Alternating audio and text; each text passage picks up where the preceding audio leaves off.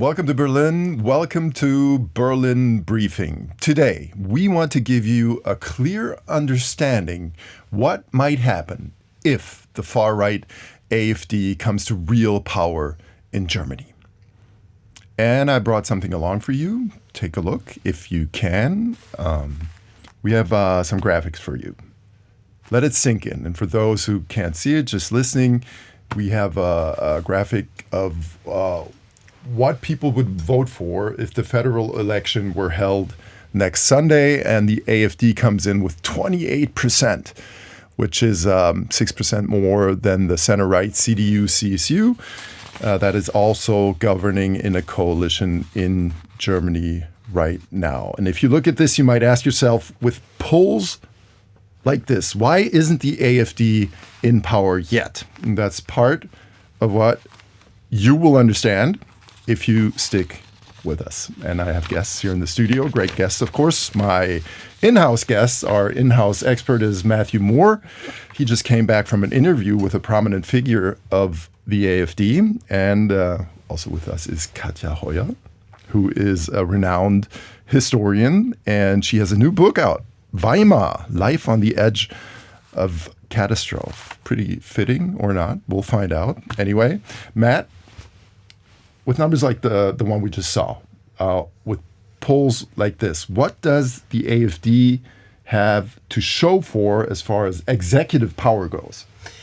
Not a lot, actually. You know, this is a party that in its 13 years of existence has managed to gain a presence in all the state parliaments in Germany, has managed to gain a presence in the European Parliament. But when you look at executive power, they've only got, I think, 2 or 3 really small town mayors in Eastern Germany, not much more. And that's in a system where you have coalitions, it's pluralist system where you have parties that work together. And so it's quite unusual, I think, for a party to have something like 20% in polls in state elections across the country and still not have anything really to show for it. And that's part of the problem. And there is a bit of frustration within the party about that. But obviously, the message they're sending in now is, look, there's dysfunction everywhere, and we're the only answer. And Katja, if you're the AfD, maybe, put yourself in their shoes. What are your options in a situation like this one? Well, the debate seems to be internally whether or not they should work towards being a viable coalition partner with the Conservatives, or whether they should stay on their own course, quite radical, and try and work towards the idea of being the only party in power, which is quite difficult with Germany's election system. But that's ultimately what they have to decide. Do they stay true to their course and stay quite radical, or do they moderate and become possibly a coalition partner for the Conservatives? So basically the options are either stay the course and try to get an absolute majority so you don't need a coalition partner, or try to be more moderate to convince other parties to cooperate with you, right? Yes, that seems to be internally the debate, whether they should go for that. But then you risk alienating voters in that moment when you say, actually, we're becoming more like the mainstream parties. Then some of their voters will say, well, what's the point? I might as well go back to the Conservatives. And of course, in Germany, we don't just have federal elections. We also have elections on the state level. And one of them is coming up, I think, 6th of September in Saxony-Anhalt, small eastern state. And the AfD, according to the polls at least has a real shot of getting an absolute majority there. We also have something you could take a look at polling-wise. So opinion polls in Saxony-Anhalt. Let it sink in again. AfD polling at 41%. That's pretty new poll, May 7th, right there, and the CDU, CSU, so the center right, coming in at 26%. So in the polls, at least, that is a huge gap. And to our users, be interested in seeing your comments. What do you make of that? We're going to try to make this picture clearer here. And if you look at that, Matt, and I think our users are also asking themselves probably, if you look at those numbers, how can it be that the AfD actually doesn't have any real power yet? True? Well, the thing is, you need that. Plus, you need more than 50%. You need more than half of the votes. And they're at 41%. It's a majority, but it's not an absolute majority. Now, the German system has this 5% rule. So if parties come under 5%, they don't actually enter to the parliament. And those votes essentially are wasted votes, So they're not represented, those voters are not represented by parties in parliament. It also means that depending on how many parties don't get into parliament, you don't need 50% of the vote. You can get in with 43, 44%. And that is why the AfD is, at the moment, is in a very confident position, because it's not like they're sitting there on 41 thinking we need 10% more. They could sneak in with an absolute majority if they just get 43, 44%.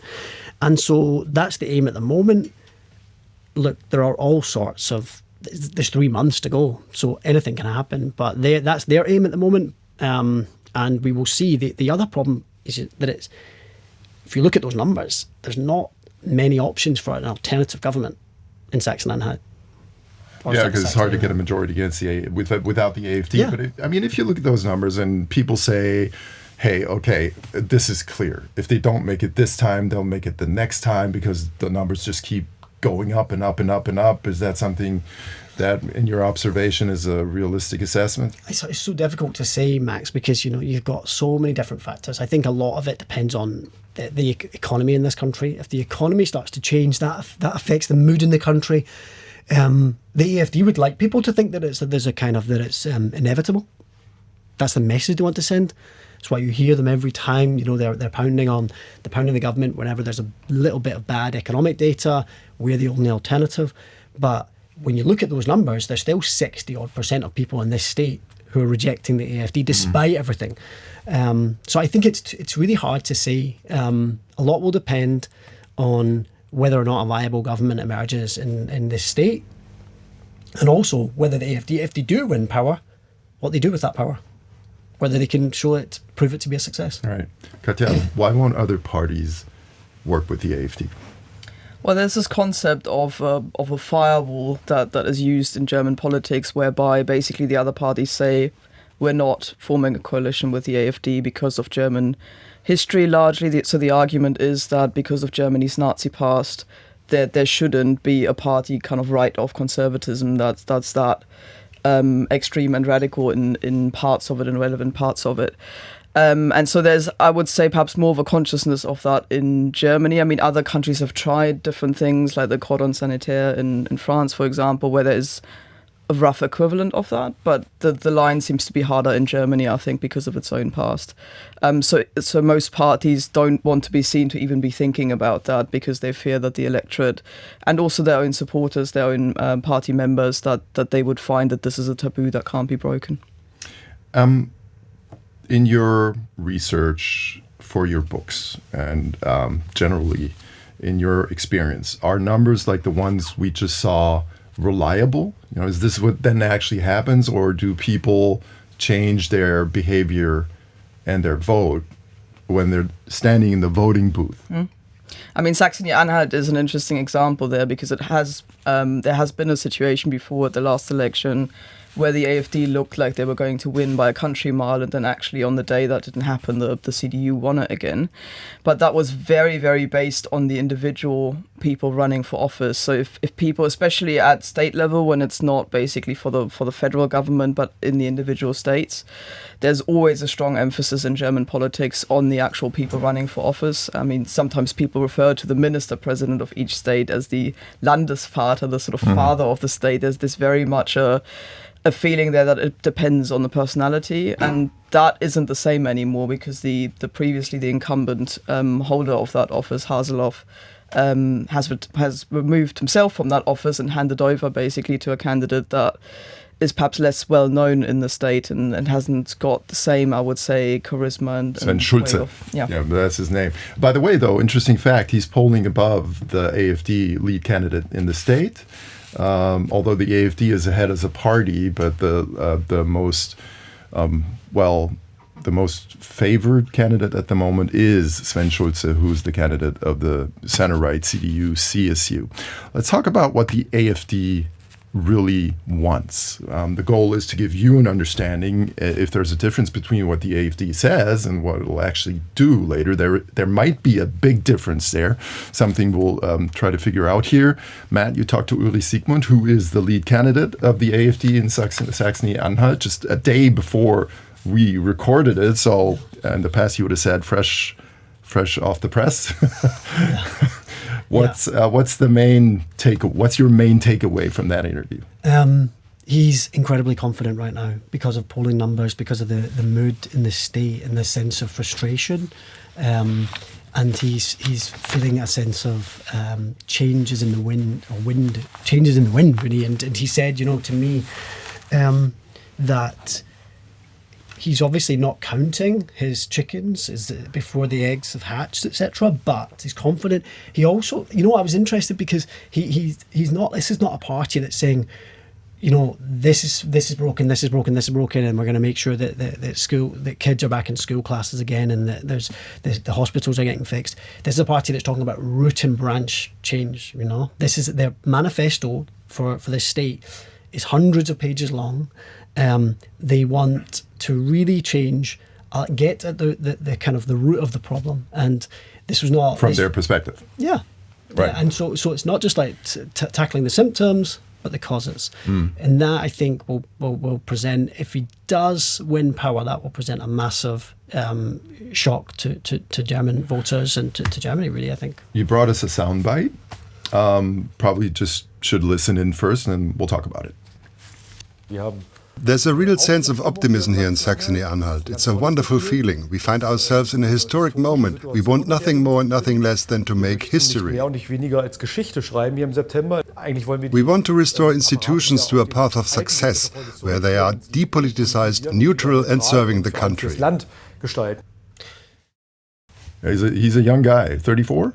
35. 35, yeah. What does he mean when he's talking about that in German? Apparate. Yeah, so we talked about his plans to change ministries, to bring in new civil servants. Now, if they win power, they would have to find hundreds of new staffers to fill jobs, in advisory jobs, consultants and so on. But one of the issues that people are concerned about is what he might do with the Interior Ministry and the security services. And from his point of view, and from his party's point of view, the security services have been persecuting his party. And so he's clearly saying to me there yesterday, we are going to tackle that head on when we get into power. And that would present a massive issue, not just locally, because this is an organisation, the Office for the Protection of the Constitution, Domestic Security Service, that is monitoring his party and deems him a right-wing extremist. But then he would be in charge of it. It's also an issue because that organisation, the office, the local office, obviously shares information with other offices in other states and has access to a lot of classified information. And so a lot of interior ministers in the country are now raising concerns about what that would mean. And we're going to take a closer look at that later in the podcast, so stick with us. Very interesting part, of course, of the whole discussion. Before we get there, though, Katja, I would like to ask you, is this a case of what you see is what you get? What he says, that's what he's going to do if they really do get an absolute majority? Or do you anticipate the AfD moving more to the center if they actually have the power, because it's a different role, no longer opposition? Or might they even go even further to the right? It's quite hard to tell because they are having internal debates about that as well. So it's difficult to see exactly which faction, which group within the AfD will come to the fore. In the individual states themselves, you've got different groups. So it's not really, I think, predictable really who's going to be in charge and what they're going to do as such. And the other thing to bear in mind is that there are other structures other than the parties in the government. So you do have courts, you have certain procedures, how judges are appointed, that kind of thing. We just talked about the domestic security service, which has got its own role to play. So they can't from one day to the next change the entire system because it's designed to have kind of safeguards against that internally. So when Germany was sort of reset in 1949, it looked at the Weimar Constitution of the interwar period and was trying to fix all the little loopholes, the gaps that could potentially be exploited by parties who want to change the entire system, kind of root and branch. And so it might be tricky to do some of the things that they want to do because, you know, other institutions might block that. And that's part of your book, obviously, too, your new book, right? That's where you explore those questions also with the Weimar Republic. Mm-hmm. Yeah, and there are obviously similarities. I wouldn't draw a straight line there because it's a very different time that we're talking about. The 1920s are not the 2020s. But there are certainly in the way that we're seeing a fracturing of the political landscape. So, we just talked about the fact that it becomes increasingly difficult to actually form a coalition and run the state. When you have sort of 3-4 parties working together, you get, we see this already in German politics to a point where the parties want different things, so they end up either doing nothing or the lowest common denominator. People get then even more frustrated and turn to other parties, and that dynamic, I would say, isn't dissimilar. Matt, is there any evidence that there's a difference between the official goals that the AfD has that are written down in the party program and hidden goals? Are there hidden goals? Something that is unsaid, but some people at least think they will do? This will be the subject of court cases in the next months and years, actually. On paper, the party says we will do everything by the book. We are a party that believes in the rule of law. But you have to also look at who the party people, the more radical wing of the party, who they associate with. Ulrich Siegmund, the man that I interviewed yesterday, has links with organisations like the Identitarian movement. He took part in the famous Potsdam meeting. This was a meeting a couple of years ago with Martin Sellner that saw hundreds of thousands of people, if not millions, go to the streets. And that the reason was... A prominent figure in the Identitarian movement from Austria. Yeah, and he's a white supremacist. He would call himself an ethno-pluralist nowadays. Essentially wants to restore Europe to its white roots. But ultimately, the reason that meeting was controversial was because they discussed remigration, which, from Martin Sellner's concept, is about making life difficult for German citizens with migration background who haven't assimilated. Now, the AfD says that our concept of remigration is a different one. We wouldn't do that because they know it's anti-constitutional. But people would still expect someone like Siegmund to distance himself from that and say, look, that's absolutely not ours. Maybe we shouldn't use the word. There are people within the AfD who think that this is very damaging. And so this is where the line is blurred. What do they mean by remigration? Is it really about making life difficult for German citizens and trying to get them to return to their ancestral homes? Or is it, as they say it is, something that would be completely above board and it's about following the laws of the land? Some politicians, Katja, also draw or see comparisons. Obviously not politicians from the AfD, but they see comparisons or draw comparisons between parts of AfD rhetoric of some politicians of the AfD and the Nazi era in Germany. Is that legitimate?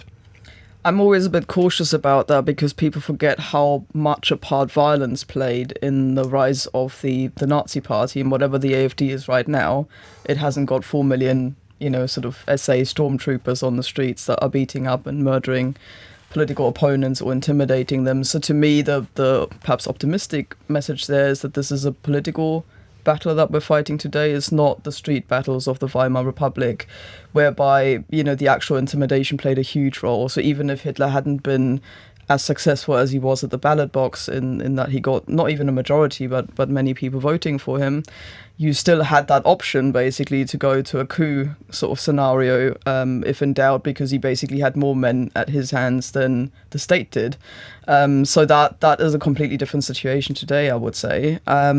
Nonetheless, you would expect from a German right-wing party that because they're German and right-wing, that they draw a very, very clear line between themselves and that past and say, no, we're not this.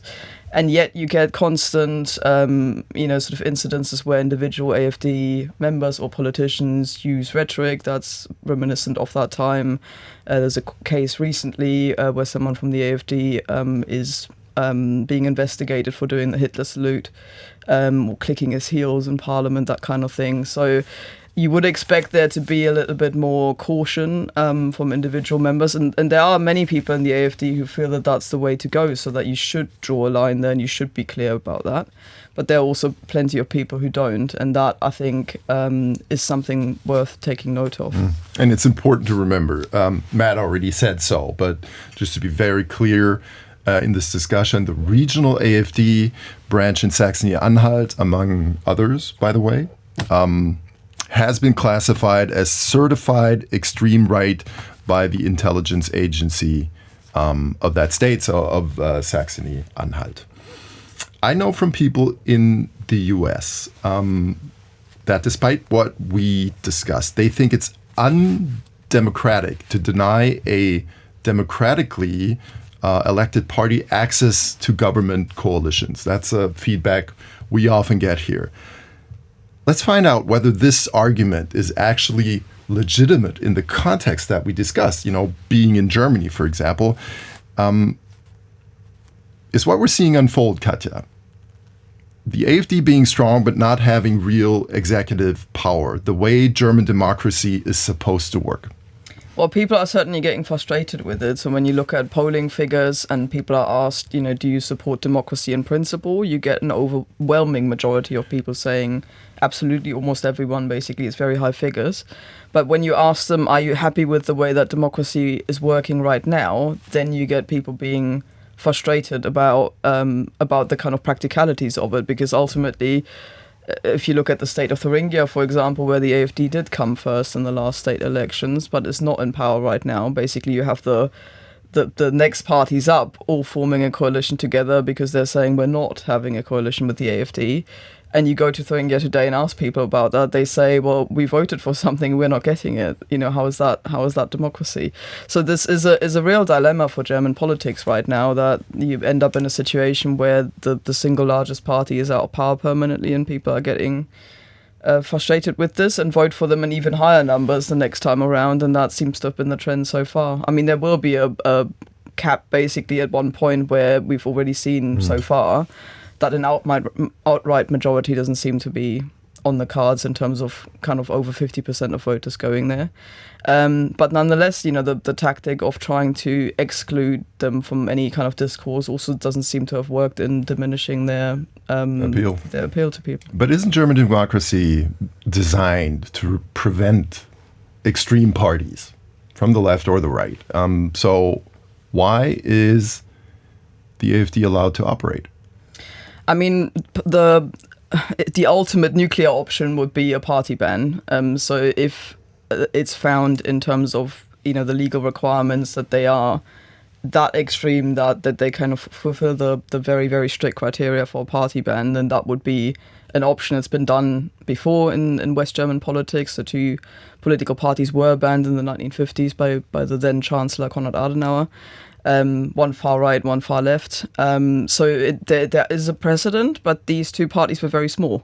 So to now go and say the largest, according to polling right now, the largest and most popular political party will get banned seems a difficult thing to do. How much democracy do you have left when you're defended from the people at the ballot box? And actually, the AfD itself, of course, would argue, I think you agree that they're not extreme. Yeah, and remember that they're not, that they're a suspected case at the national level. This is where it gets a bit complicated. At the national level, the party is a suspected case of right-wing extremism, which is essentially the Office for the Protection of the Constitution, which is a very unique idea, really, that it's basically an office, an agency that is independent of the Interior Ministry here in Germany, its job essentially is to monitor threats to the Constitution. You don't have that in the UK, where I grew up, and just to raise the alarm if we see any problems. And they've raised the alarm, and there's various stages and levels that they can do that. And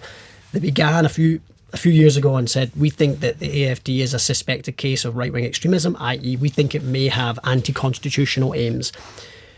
Obviously, the AfD rejected that, went to court. It went to court, and the courts found in the Office for the Protection of the Constitution's favour and said there's evidence that some parts of this party do have anti-constitutional aims, but we're not quite sure whether it's the whole party, but you are allowed to investigate them, spy on them if necessary. And then obviously last year, Max, in May, you'll remember, the Office for the Protection of the Constitution said, we believe they are confirmed right-wing extremist endeavour. Huge backlash. The US Secretary of State got involved, J.D. Vance got involved. That went to court, is now going through the courts in an interim injunction. They've said, look, don't use that label just yet. It needs to go through the courts completely, and then we will see whether that holds up in court. But until then, there is really no grounds, political grounds, to say we can have a ban. And then you've got what, as Katja said, whether a ban would even work and whether that may only strengthen the party. And I mean, there was a slight setback. At least that's how it was interpreted this year, I believe. In February, there was an interim injunction, which basically just, they said, don't use the label, but the Office for the Protection of the Constitution had already said we're not going to use the label. But they also said, actually, in that ruling, parts of the party clearly there's evidence that they have anti-constitutional aims. We're not sure that there's enough evidence that the whole party is characterised by that. And that's where, as we've been touching on, parts of the party, but does the whole party have that aim? How do you prove it? Doesn't necessarily need to be something that's written down, right? It can be things that they say in speeches over and over and over again. But within the AfD, this was interpreted as a setback for the proponents of a ban, correct? Exactly. I mean, They would, of course. It is a setback, but the court case will be much longer and much more evidence will be poured over, and it will take a long time. And it's no guarantee that it will go one way or the other. I don't think so. Okay, we've laid the foundations in this discussion. Now let's get to the heart of the matter, which is if you want to know what the AfD actually can, a bit less maybe will do, because we don't have crystal balls here, but what they actually can do, it's time to listen closely. And Katja, I want to start with you on a state level. If they do get an absolute majority, what are the AfD's most powerful tools in Saxony-Anhalt to pursue its goals? Yeah, I mean, it's worth bearing in mind that this is one state. A small state. So in that sense, they can't affect anything that is federal policy. So say, for example, foreign policy, they do have a very different view on, for example, the war in Ukraine, and where parts of the party are kind of far more, they would say pacifist, and they would say it's about diplomacy, but there are also plenty of people in there who travel to Russia on a regular basis and have a different outlook. So that is something that's quite difficult to affect from a state level point of view, because foreign policy is in the hands of the federal government. As is immigration to a large extent, although the individual rules on deportations and things like that, quite often that's actually enacted by the state rather than the federal system. So there's a bit of a blurry zone there. What is in state hands, though, is things like policing, education, culture, and they've already set out some pretty robust, drastic policies there. So, for example, in terms of what do you actually do with Germany's memory culture in terms of its own past, museums and memorials have a huge role to play there. There's already been a sort of semi-culture war over the legacy of the Bauhaus, for example, so this modernist art and architecture movement that started off in Weimar, but then basically set up in Dessau, which is in Saxony-Anhalt, and that's one of the bones of contention for the AfD in Saxony-Anhalt, that they feel that this role of the Bauhaus in the state's memory is sort of overblown, and it needs to be done in a different way. So those things they can affect by giving money or not to certain institutions, setting up new ones. Education, I mean, they could change the curriculum if they wanted to in Saxony-Anhalt. They want to. That's what he told me yesterday. That was one of the things, and that's what I thought was interesting, is that it's not just about saying, okay, schools are decrepit and we need to make sure that teachers, there's too many hours of tuition that are falling out and kids are sitting around. They really want to change the curriculum, because they think the curriculum has gone, in their mind, woke and has lost its way. And is there one example you could pinpoint to give us a sense of what that would mean? Well, firstly, they want to do something which is fairly radical for Germany, and that is to abolish the compulsory schooling law, which essentially means that the people can do homeschooling in Germany or in Saxony-Anhalt. Like in the United States. In the United States, perfectly normal, and most people would be saying, "Oh, well, each to their own, as you will." But in Germany, that's a fairly controversial plan. And then the other thing they want to do is to, you talked about it, this remembrance culture. In Germany, it's commonplace for students to go to former concentration camps to learn about the history of the Holocaust. The AfD and Ulrich Siegmund wants to change the focus. They want to defund an organisation that organises these trips in Saxony-Anhalt. And I asked him about it, and he said, well, we think that the focus needs to be much more broader. It needs to look at the positive aspects of German history. But for other people, especially people involved in this sector, they're saying this is concerning to us because we think this is essentially a sleight of hand to shift the focus away, to make it so that people don't feel so kind of afraid of the past. And we actually, you brought us a soundbite where Ulrich Siegmund explains some of the things he wants to do if he does come into power with the AfD, needs an absolute majority. Just want to remind everybody of that. Let's listen in. We don't want to tinker with the symptoms, we want to address the root causes. And that's why we want to take the first step in freeing people from the compulsory public broadcasting fee. We want to withdraw from the state media treaty. And the second is a complete reversal in migration policy. Many people here in Saxony-Anhalt simply no longer recognize their own homeland. So talking about public broadcasters that are a very important part of the media landscape in Germany. Talking about migration, could you put this into context for us, Katja?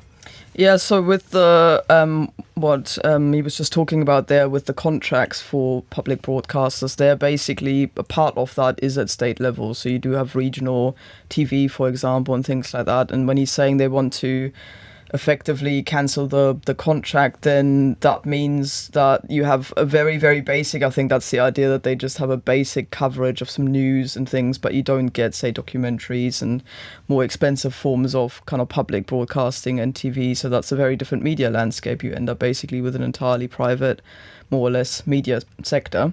They're not alone in that. There's some criticism, I think, from conservative parties as well of who feel that the public sort of broadcasting sector has become too left-wing or too woke, as they might say.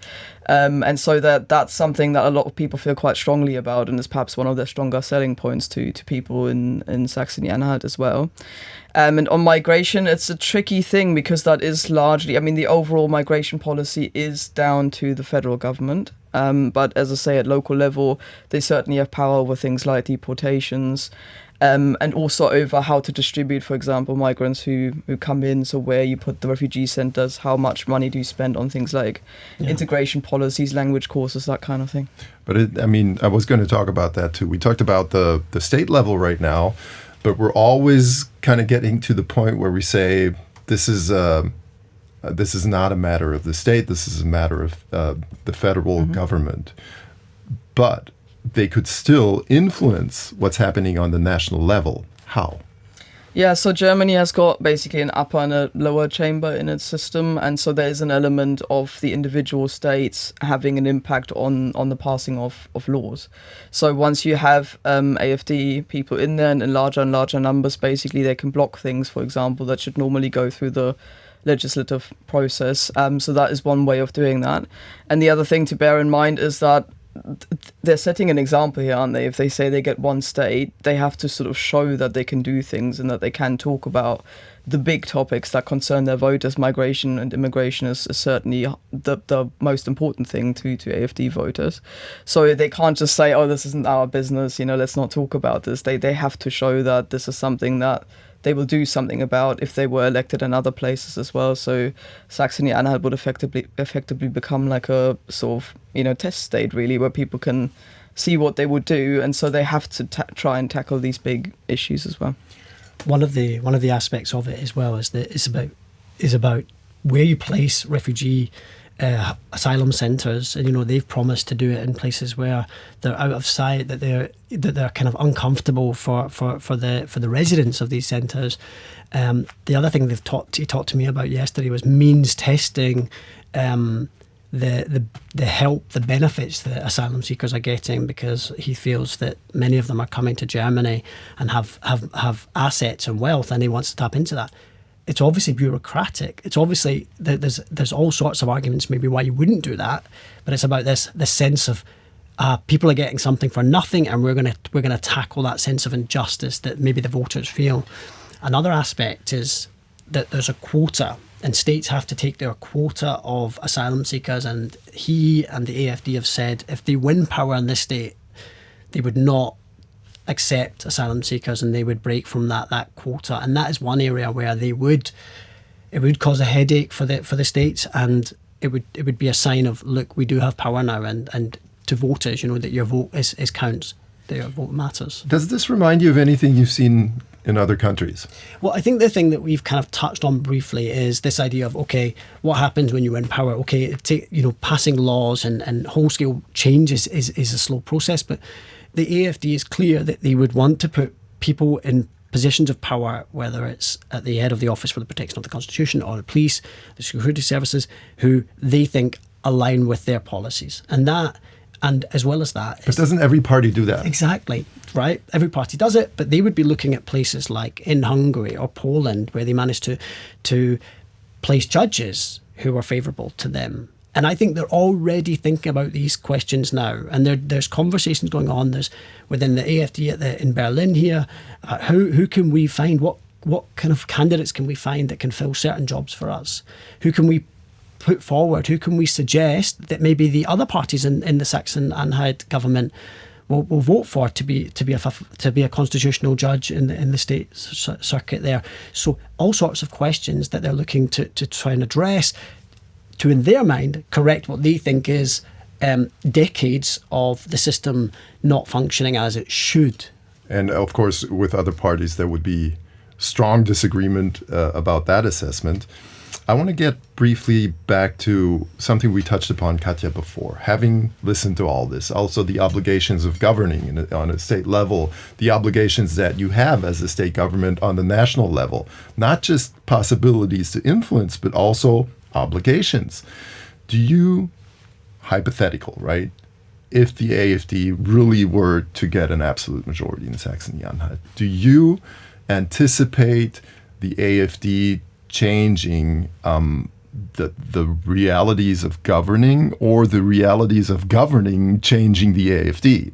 Yeah, I mean, that's the $1 million question, is what will actually happen, because ultimately the system exists as is for now.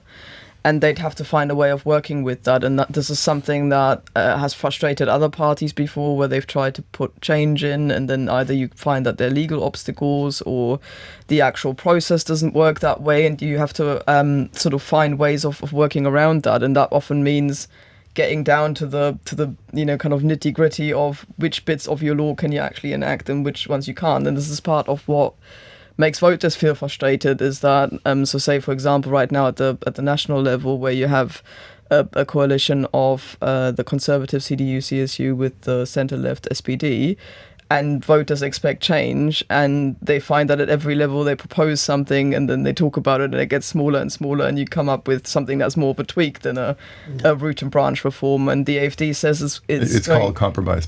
Which for the AfD is an ugly word, and we've talked about it. There's people. What's that? Sorry. Compromise is a very ugly word for the AfD. There's a real premium placed on, we are going to stick to our guns.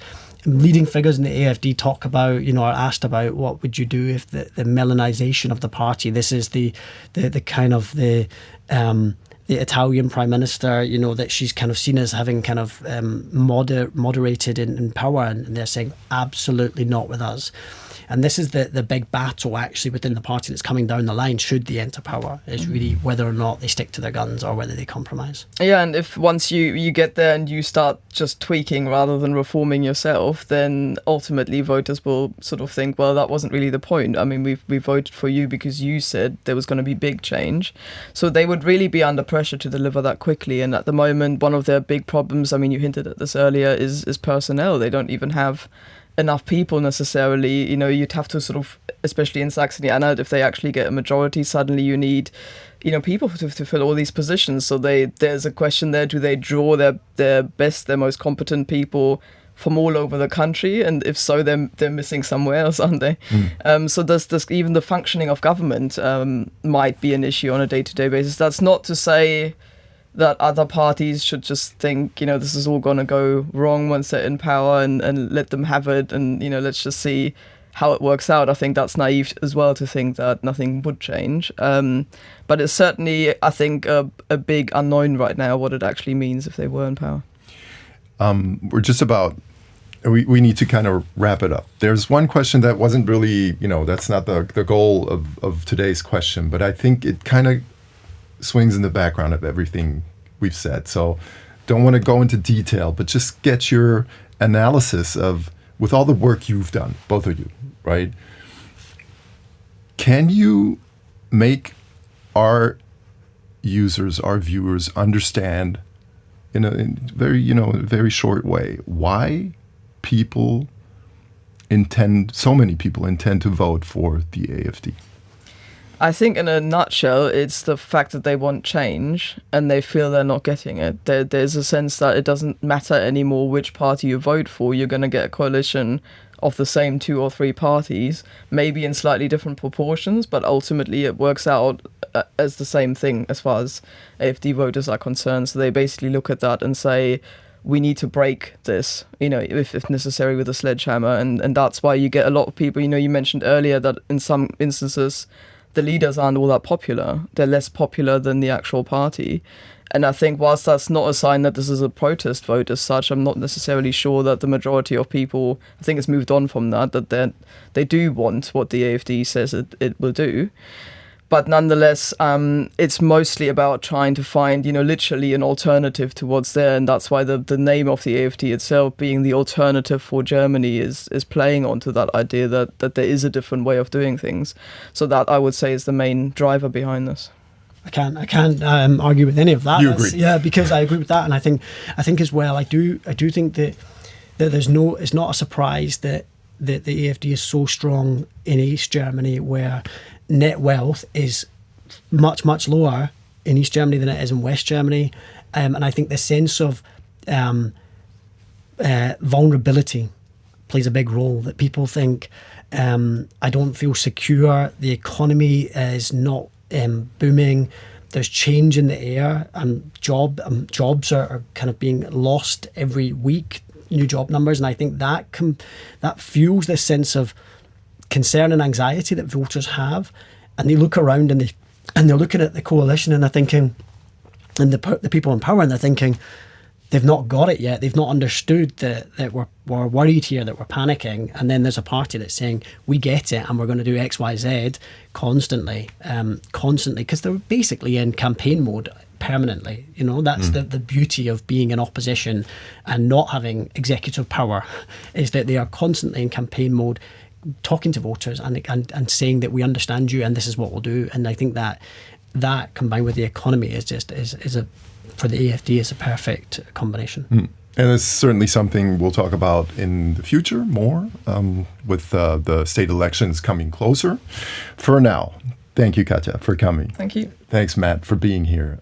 Very interesting insights. And thank you also for sticking with us till the end of this podcast, and hope to see you soon again. Don't forget to check us out on the digital platforms on our website, and leave some comments. We would like to hear what you have to say about this topic we discussed today.